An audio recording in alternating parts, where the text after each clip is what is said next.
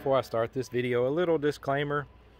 When you see me rinsing stones in the sink, I'm just rinsing off the last little bits of polish or abrasives. I'm not pouring the majority of it, as little as possible, down the sink drain. What I do is I take my basket outside and I set it there, and I dump out the tumbler barrel in this strainer, and then I rinse it really well with just little buckets of water. I rinse out the tumbler barrel really well with water and let most of all this go outside. And as you can see, it kind of turns to almost concrete, and that's what you don't want in your drain. So just know that I'm not pouring all of this down my drain when you see me cleaning rocks. Most of it stays outside, and then once I have it rinsed as well as I can just by dumping water over it, I take this basket inside to the sink, and that's where I do the final bits of cleaning. So now you know if you didn't know, but number one rule of rock tumbling is you don't want to pour this stuff down your drain. Hello everyone. The holidays are over and I'm back to doing some tumbling, and I wanted to show you these agates that I'm working on this week. These agates I got courtesy of Gravel Bar Hopper on YouTube. You can go check him out. He's got a really good channel where he goes out and finds beautiful agates like these. What I did is I took these agates and I ran them for a week in my Lortone 33B rotary tumbler. They went for a week in some 6090 silicon carbide grit, and then I took them out and I cleaned them really well, and then they went for a week in the rotary in some 120-220 silicon carbide grit, and now I'm cleaning them really well before they go into the Lotto vibratory tumbler. So I just wanted to show you agates can be a really somewhat easy tumble, but they can also be tricky. You'll see that many of them have all of these little bugs. I don't know if you can see that, but that's kind of what gives them some characteristics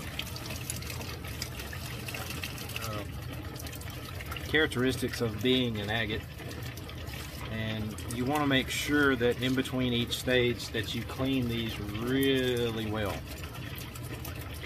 You want to get in all of these little bugs and make sure you clean out all of the previous stages grit or polish, whichever stage you may be on. And like this one here has a pretty deep bug, and I've got this pick. You can get these picks at most lapidary supply stores. You can also get them at Harbor Freight, and I've already bent this one pretty good, but it still works. You want to get into all these little bugs and kind of twist your pick around and clean out those bugs, loosen up anything that may be down in there, and rinse it really well, and then take your brush and scrub it really well. You may even want to take a little small amount of dish soap. I have some Dawn liquid soap here. Put a little piece on there and scrub this really well. Rinse it really well. I'm using a little bit of hot water here, and we're going to get this really clean. Make sure you get all of the grit out of these holes. You don't want any of the previous stage grits going into your next stage. That's what you hear so many people say about grit contamination, because grit contamination will cause you in the end not to have the shine that you desire. So I've already cleaned all of these. These are all agates. Like I said, I got these from Gravel Bar Hopper. He found these. I also have some pieces of crazy lace agate that I tumbled for a long time in stage 1, 60-90 grit, and they aren't perfect, but I didn't really want to tumble them any further. They are basically smooth on these sides and still rough on the back side there. I purchased this rough of the crazy lace agate from the Rock Shed a long time ago, and I have tumbled and tumbled and tumbled these. It takes a long time to take a rough piece of stone like this agate and turn it into something that's sort of smooth. Whereas these agates that I got from Gravel Bar Hopper, I really only want to tumble these a week, maybe 2 at the absolute most, to preserve their color and shape and things like that. So what I'm still doing here is I'm cleaning each individual piece. And like I said, with agates, they have many imperfections that you want to clean out really well. Some pieces have more imperfections than others, and you want to clean every little imperfection out to get all of the previous stage grit, especially here at this point where you are switching from a silicon carbide grit and going into the actual polish stage. These will be going into some 500 grit aluminum oxide polish. So, you know, whenever you go from the grit stages to the polish stage, you want to make sure that there's no abrasive grit left hiding somewhere in one of your rocks that could mess up the polish stage. So I'm cleaning these really well, and this is a beautiful piece. Crazy lace agate. And I still have many little small pieces here of just agates like you would find in a river. So I'm cleaning these up really well, and then I'll show you what happens when we fill the tumbler barrel for the vibratory tumbler barrel to get them ready to go for some 500 grit aluminum oxide polish. Okay, so I have everything cleaned up. I wanted to show you, this is another thing to look for. This beautiful little agate, it broke apart in this latest tumbling stage, so I found both pieces. Pretty sad it goes right back together, but you don't want to add this into your next stage because that's kind of sharp and rough there. So this piece will go back into some later stage 1 tumbling, but for today it will not proceed on with everything else. I'm going to put that to the side. I have here my agates and my used ceramic tumbling media that I have cleaned very well, and I have my Lortone barrel. I've already filled it with water. I'm using this little plastic Ziploc container for my stand because you can't just set the Lotto down, but you can put it in that in your sink. And I also have a sink drain strainer to keep anything from going down the drain. So what I'm going to do is I'm going to add in my rocks, and like I said, I've already put water in this Lotto barrel to cushion the drop. You don't want to just throw them into the tumbler. So I'm adding these in, trying to be gentle, and as I go I'll throw back in some of this ceramic media. I don't know if it really matters, you could probably just add it at the end, but I kind of like to do a layer. So put in more rocks.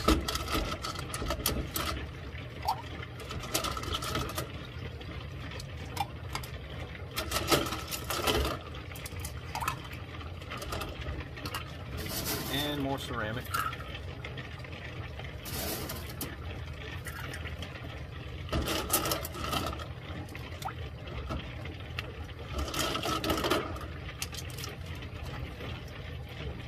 Water is overflowing. I'm going to dump out some of the water.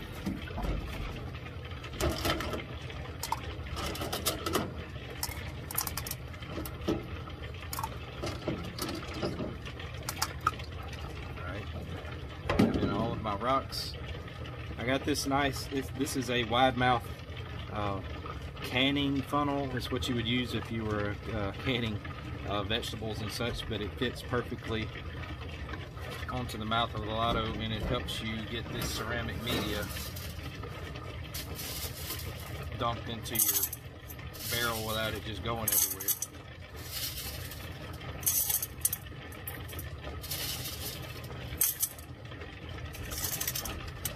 So you just want to add it in and give it a little shake.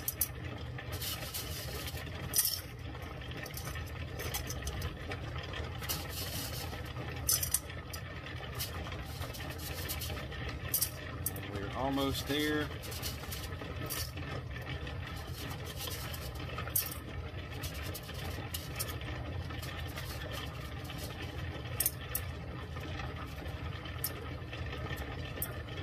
Okay.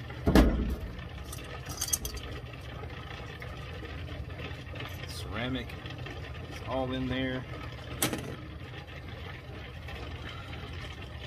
Now you don't want the Lotto barrel to be just full of water. You actually just want it to be everything in here to be damp when you start. So I like to take my strainer here and put it over the mouth of the Lotto.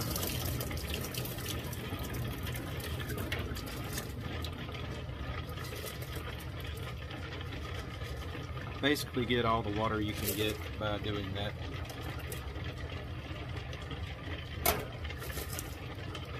And there you go. Now it's ready to take over to the vibrating tumbler machine and add in your polish. Okay, so here we are at the tumbler now. This is my Borax. I like to use stainless steel spoons because they're easier to clean up than plastic, so you don't have to worry so much about grit contamination. This is 1 teaspoon of borax, and I'll put that right into the tumbler. Then what I like to do is go ahead and plug it in to turn it on.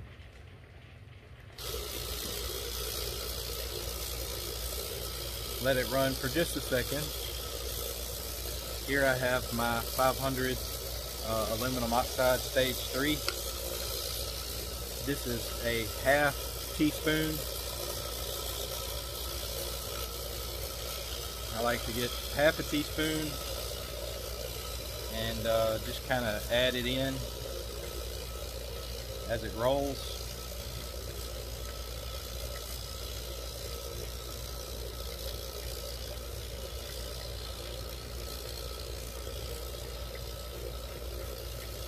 And that's all it really takes.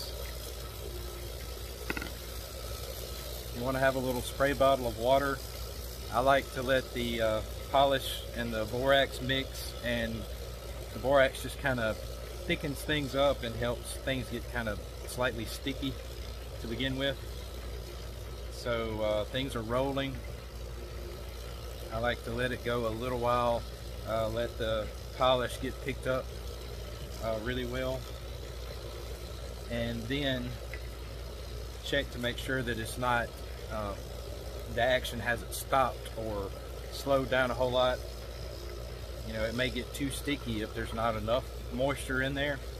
So you can take the spray bottle and just spray a little bit, and that's what you have to learn a little bit about whenever you use a vibratory tumbler, especially this Lotto.